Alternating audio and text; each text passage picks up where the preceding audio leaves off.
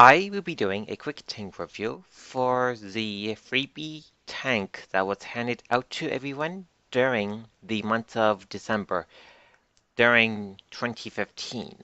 This freebie tank, it's not that good nor bad. This vehicle, from playing it, it handles very closely to the German PZ38T. For all intended purposes, it handles and performs just like it. This vehicle, for a premium vehicle and being a freebie, it is not that good nor bad. As a premium vehicle, you will be able to train any of the German light tank crew members in it and make extra credits at the same time at tier 3. Now, let's get to the vehicle stats now. The stats, they are not that good nor bad. Hit point wise, 230 hit points. That is not a lot of hit points. If you play your cards right, you can take a good amount of hits before you are killed. But you can be easily one-shotted from TD howitzers that fire HE at you due to your thin amount of armor. This vehicle weighs potentially up to 12 tons. My setup is about 9.5 tons. With the only engine of 155 horsepower, I will have a decent horsepower to ton ratio, about 16.4 horsepower to 1 ton. Watch out for the engine fire though at 20%. The decent horsepower to ton ratio, 16.4 horsepower to 1 ton, will allow you to reach the top speed of 45 kilometers whenever you are going downhill only, or going in a straight line on a flat ground. This vehicle, unfortunately, when you are trying to make wide turns, you will slow down quickly enough. Be careful about that. This vehicle have a very good hold traverse, 45 degrees. Unfortunately, the turret traverse is not as good at 30 degrees. Now, the armor. It's good and it's bad. For the most part, everything will penetrate you. But if you angle your armor just right, where the angle armor is, and use the terrain to help enhance the armor, you can ricochet a bit of rounds. So try to take advantage of this whenever you can. The gun, unfortunately, it is lacking in the pen, the damage, and the accuracy area. But you have a good rate of fire and aiming time, 2.1 seconds. My only issue with the gun is if you are trying to penetrate anything that have more than 64 millimeters of armor on average anywhere else, you have to flank them, shoot their side wheel, or shoot premium ammo from the front of the vehicle. The premium ammo, it is not that cheap, and it does offer a bit more pen.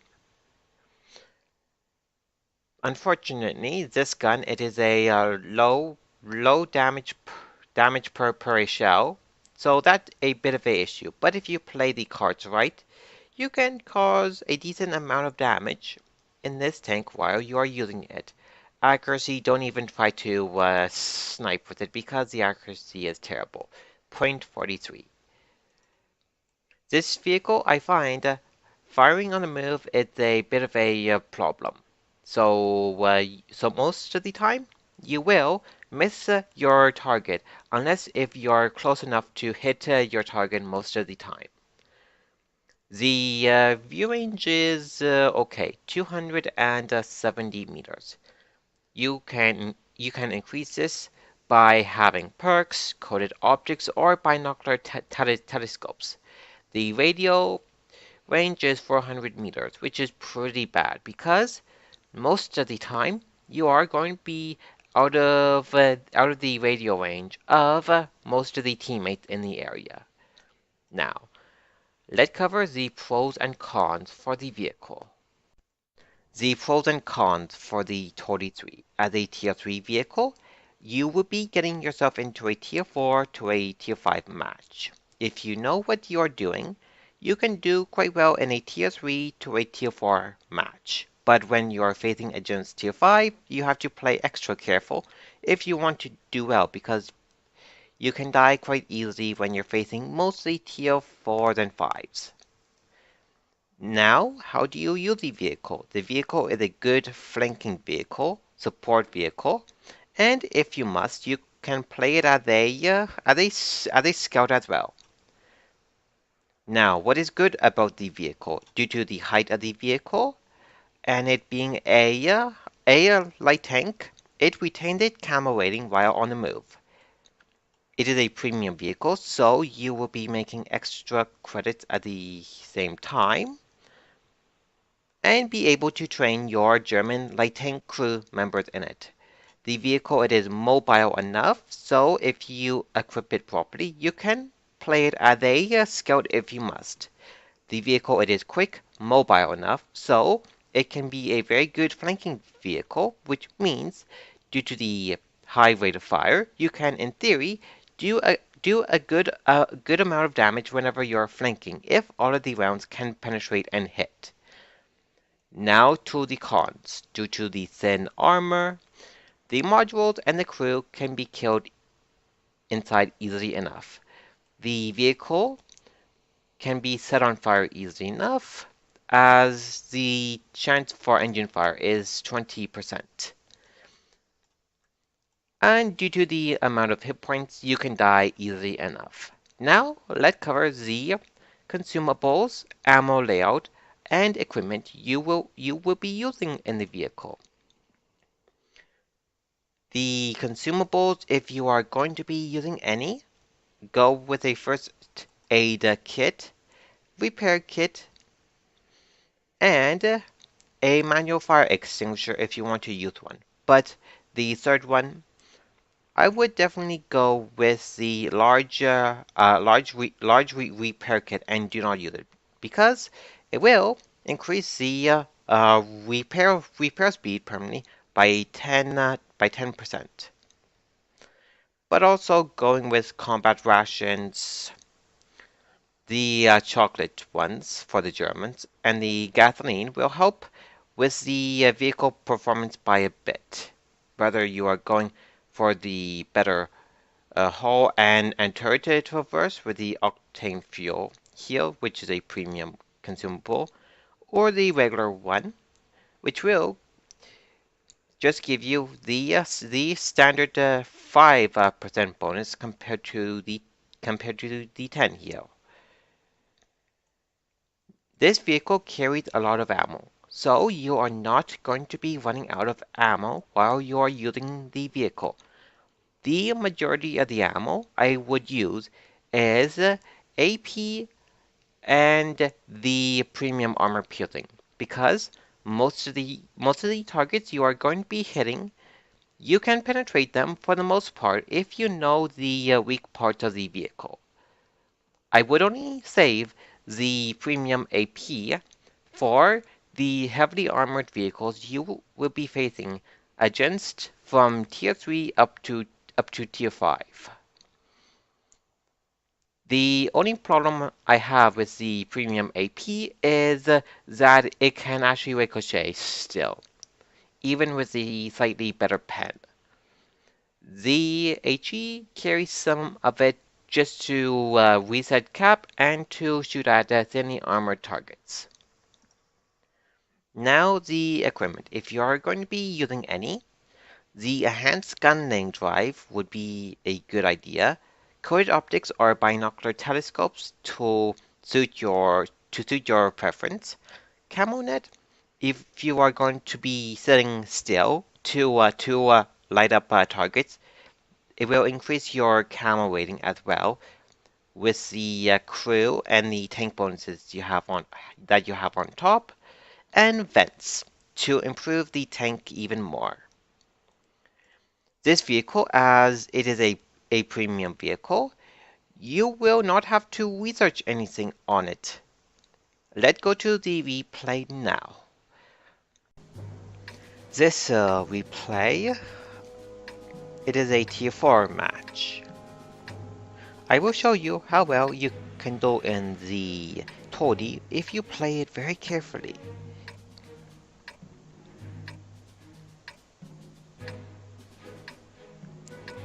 At the beginning of the match, I will show you how quickly the vehicle can reach the top speed of 45 kilometers.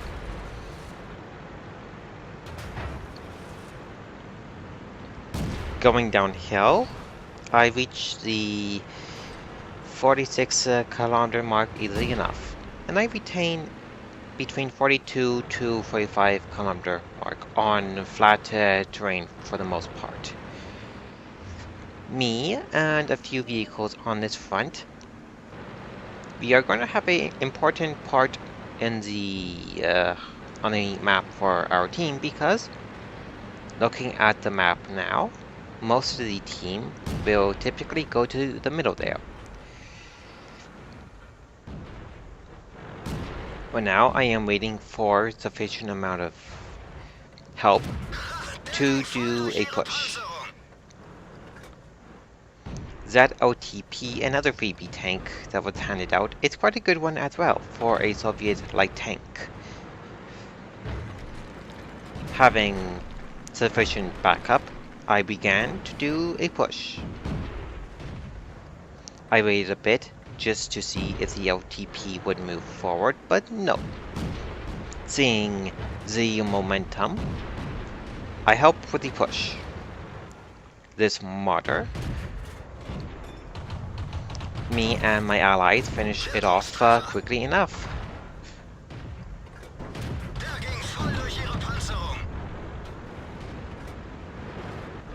Most of the team is in the middle there, so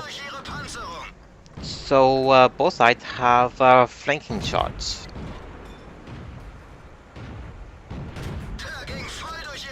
This medium 2, M2 will have a bad day. I just set him on fire. I have to use premium armor piercing round on that M3 if I want to pen it. And any well-armored vehicles at this tier as well. Seeing they are stuck between a rock and a hard place from our base to heal, I have to process very carefully. This Valentine 2 is quite the well-armored tier 2 light tank, so I will have problem penning it, as you will see. And any other light tank that is well armored. Seeing the toldi on the hill there, I have to take that vehicle out, then help the rest of the team out.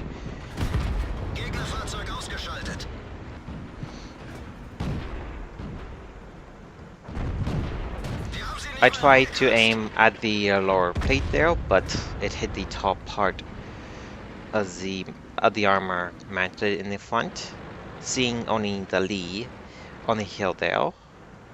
So I used my superior rate of fire to finish the lead off.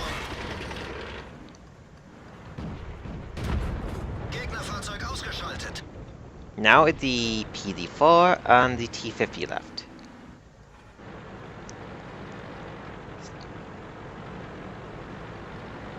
Seeing the T50 is close by, me and my teammates finish it off. I wait for a good moment to flank the T50 with the rest of the team.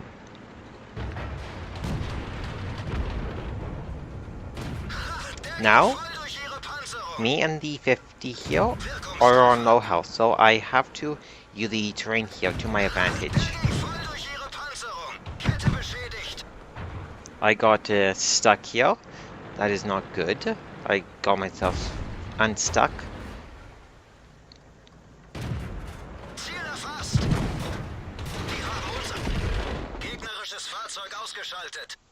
Z23. The armor is relatively good enough, as seen here, to ricochet some rounds from the front and side. This replay I did relatively good. I did about 675 damage, landed myself 4 kills, and gotten my Master Ace Tanker badge in the process. Let's go to the garage now. Let's do a brief recap on the toldi 3. The vehicle itself, it is not that good nor bad, which is a good thing, because the toldi 3 is just a average tier 3 light tank. If you play to the vehicle's strengths and try to reduce the vehicle weaknesses during a match, you can do quite well in the vehicle. Now, as a premium vehicle, you can train any of the German light tank crew members in this vehicle while making extra credits at the same time. As this is a freebie tank that was handed out to everyone around Christmas time, you can set it if you want to for a extra 100,000 credits and get an extra garage slot for free if you want to. Overall, the toldi 3, in my opinion, it is a okay vehicle. It doesn't excel at at one thing exactly, nor is it a completely bad vehicle. This vehicle is just average. There is nothing bad nor good about it. I hope that you learn a thing or two about the toldi 3 and how to use it properly. Good luck in the battlefield, everyone.